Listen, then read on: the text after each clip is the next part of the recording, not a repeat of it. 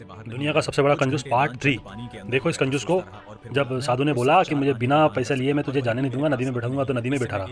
बहुत बड़ा कंजूस है। देखो जरा इसको और बताओ, कमेंट्स करो तुमको भी कैसा लगता है। इसे बाहर नहीं आने दूंगा। कुछ घंटे दानचंद पानी के अंदर ही बैठा सोचता रहा और फिर बोला, मैं आपको सिर्फ 4 आने का दान कर सकता हूँ और वह भी मेरे पास अभी नहीं है। इससे मैं एक उधारी के रूप में आपको अभी दान दे रहा हूँ, जिसे बाद में चुका दूंगा। साधु मान गया और बोला, ठीक है, तुम दोनों हाथों में जल लेकर प्रण लो कि तुम मेरे दान की गई 4 आने की रकम चुका दोगे। दानचंद ने प्रण लेते हुए सोचा, मेरा घर तो यहाँ से 11 से 12 किलोमीटर दूर है, यह मुझसे 4 आने वसूलने उतनी दूर थोड़ी चलकर आएगा। सब तय होने के बाद दानचंद घर की तरफ वापस लौट गया और चलते चलते दिन ढलने को था। घर पहुंचकर थका हुआ दानचंद जैसे ही आराम करने बैठा, तभी घर के द्वार पर वही पंडित आ खड़ा हुआ और बोला, जय हो भोलेनाथ की महोदय। दानचंद ने आवाज सुनकर पत्नी से कहा, जरा देखना तो द्वार पर कौन आवाज लगा रहा है। पत्नी ने जब घर के दरवाजे पर जाकर देखा कि वहाँ एक साधु महाराज खड़े हैं, तो उन्होंने हाथ जोड़कर नमन किया। फिर भगवान रूपी साधु ने गंगा घाट पर हुई 4 आने के उधार ली हुई कसम के बारे में बताया। ये सुन दानचंद की पत्नी ने कहा, महाराज आप बस थोड़ी देर रुकिए, मैं अभी अंदर से आ रही हूँ। पत्नी ने दानचंद से पूछा, आप गंगा घाट गए थे तो वहाँ किसी साधु महाराज को 4 आने देने का वचन दिया था क्या? दानचंद ने कहा, हाँ, मैंने घाट पर रहने वाले एक साधु को गंगा में खड़े होकर उसे 4 आने देने का वचन तो दिया था, मगर वह तो मैंने गंगा घाट पर वचन दिया था जो यहाँ से 12 किलोमीटर दूर है। पत्नी बोली, जाइए, वहीं साधु महाराज द्वार पर खड़े हैं अपना 4 आना लेने के लिए। दानचंद हैरानी से अपनी पत्नी को कहने लगा, भला कोई इतनी दूर सिर्फ 4 आना के लिए कैसे आ सकता है? मैंने तो सोचा ही नहीं था। अब तुम एक काम करो, जाकर उसे बोल दो कि वहाँ से लौटते समय मेरी तबीयत